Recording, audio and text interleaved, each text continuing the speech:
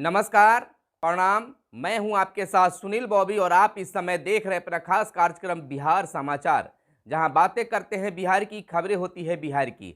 बिहार के खबरों के साथ साथ देश दुनिया में क्या कुछ चल रहा है, तमाम खबरों से आपको कराते हैं अपडेट।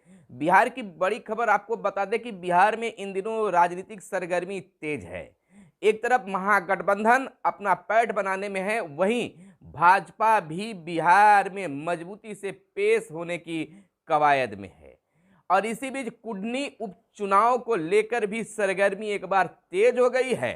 और बता दें कि बीते शाम मुकेश सहनी वीआईपी पार्टी प्रमुख ने भी कुडनी विधानसभा से चुनाव लड़ने की घोषणा कर दी है। यानी कि वीआईपी के चुनाव लड़ने से किसे नफा और किसे नुकसान होगा, यह तो आने वाला वक्त बताएगा। लेकिन अटकलों का बाजार गर्म है। कहा जा रहा है कि मुकेश सहनी को चुनाव में उतरने से भाजपा को भी दिक्कत हो सकता है, लेकिन भाजपा नेताओं का मानना है कि उससे कोई फर्क पड़ने वाला नहीं है। और इधर जहां गोपालगंज और मोकामा में उपचुनाव हुए तो लोगों में अपने अपने सीट बचाने की जो जिद थी वह पूरी हुई है। ना खुशी ना गम, खुशी भी नहीं मना सकते हैं क्योंकि जो आपका सीट था वही सीट आपको केवल मिला है। तो नाराज क्यों हो, खुशी क्यों मनाएं, यह तो बात की है। लेकिन गोपालगंज की अगर बात कर ले तो गोपालगंज का जो नतीजा आया बड़ा रोमांचक। एक तरफ जहां क्रिकेट के मैच रोमांचक हो रहे थे तो दूसरी ओर बिहार में भी गोपालगंज और मोकामा में चुनाव की गिनती परिणाम भी रोमांचक सामने आ रहे थे। गोपालगंज में तो अंतिम दौर में देखने लायक 3 राउंड देखने लायक था और अंतिम में भाजपा की जीत घोषित हो गई। लेकिन महागठबंधन यानी राजद जो है इस खुशी में है कि जहां काफी वोटों से हारते थे तो कम वोटों से ही हम हार पाए हैं। और तो यहां पर भाजपा का जो जगह है पर वोट की प्रतिशत है वह घटा है और राजद के वोट का प्रतिशत गोपालगंज में बढ़ता दिखा है। और गोपालगंज मोकामा में फासले घटे, किले बरकरार रह गए। मोकामा में बाहुबली अनंत सिंह की पत्नी नीलम तो गोपालगंज में सुभाष की पत्नी कुसुम चुनाव जीती। यानी कि बिल्कुल कांटे का टक्कर रहा। कोई इस तरह से नहीं कह सकता है कि मैंने साफ साफ शब्दों में निकाल दिया। गोपालगंज में भाजपा की 5वीं बार जीत हुई है। मोकामा में अनंत सिंह के परिवार का रहा है दबदबा।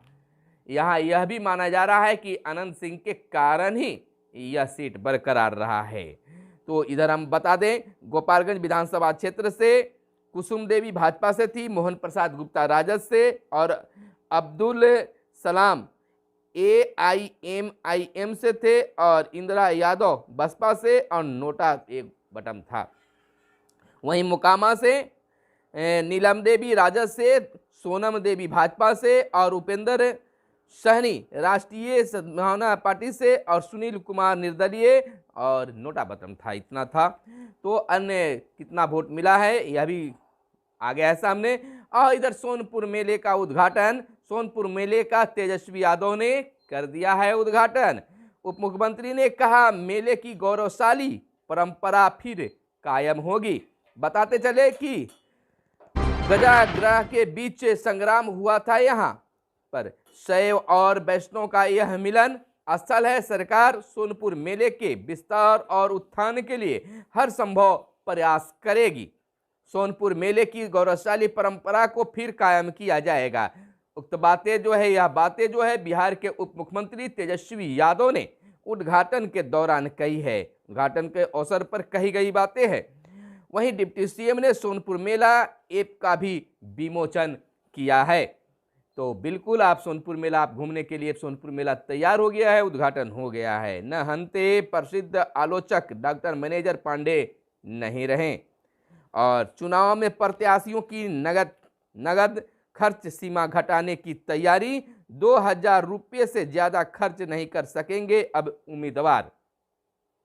चुनाव के दौरान अधिक पारदर्शिता एवं नगद लेन देन का लगाम लगाने के लिए निर्वाचन आयोग ने एक प्रस्ताव तैयार किया है। इसके तहत उम्मीदवारों के नगद खर्च का को 2,000 रुपये करने का प्रस्ताव है। इससे पहले यह सीमा 10,000 तक थी, यानी अब उम्मीदवार के प्रचार पर 2,000 से ज़्यादा नकद में खर्च नहीं किया जा सकेगा। नकद के अलावा खर्च ऐसे कई तरह से होते हैं और हिमाचल में भाजपा का समान नागरिक संहिता का वादा किया गया।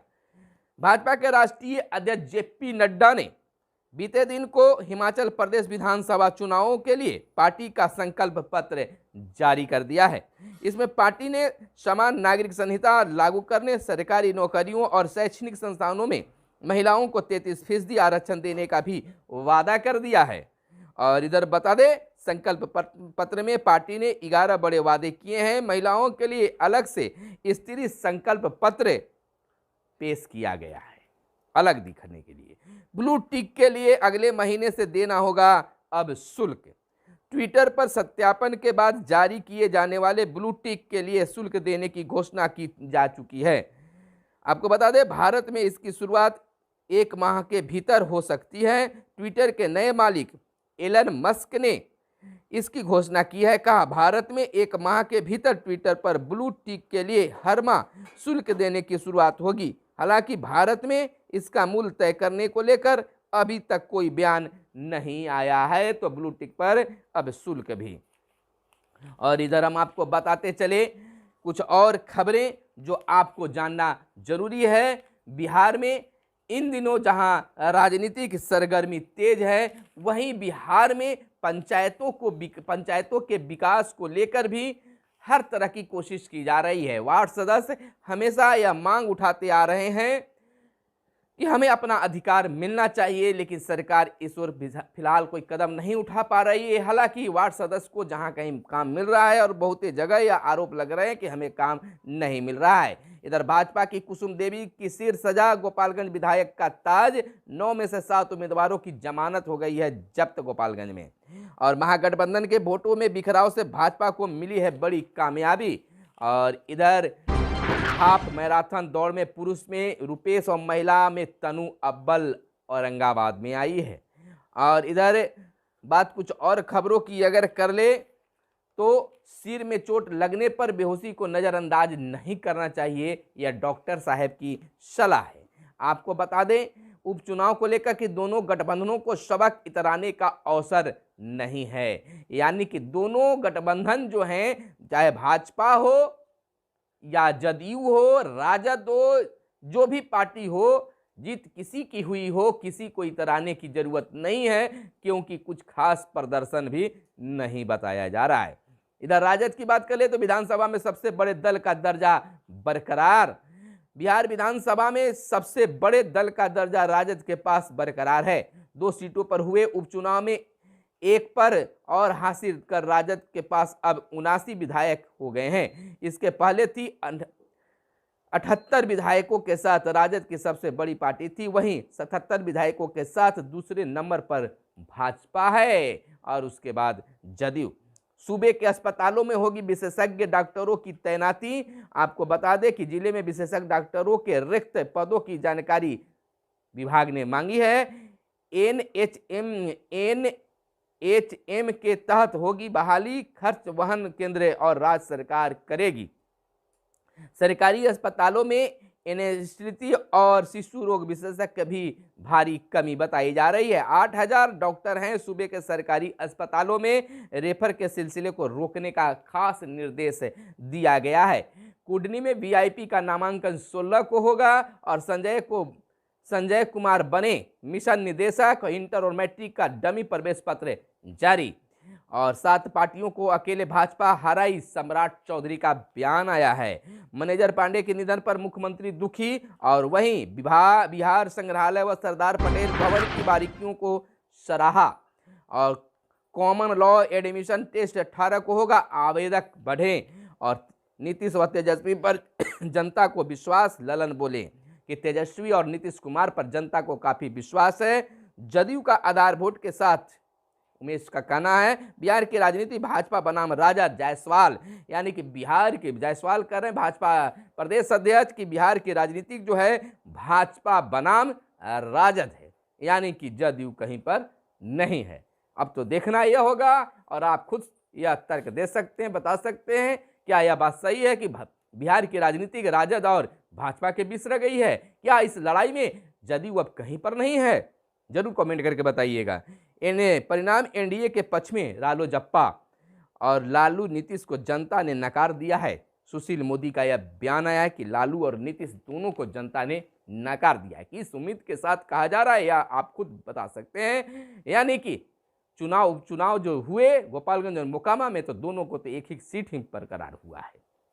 ग्रामीण सड़कों पर बने पुलों के भार का होगा अब अध्ययन, तैयारी चल रही है। अब भाजपा बताए मोकामा में मोदी जी की जीत है या हार, अजीत का कहना है। अकुडनी उपचुनाव लड़ेगी AIMIM पार्टी और आधुनिक व आकर्षक लुक में दिखेगा अब सोनपुर मेला। सोनपुर मेले में हर हाथी की DNA प्रोफाइलिंग होगी और मैनेजर पांडे के दादा और पिता कभी स्कूल नहीं गए थे, यह बात आई है सामने।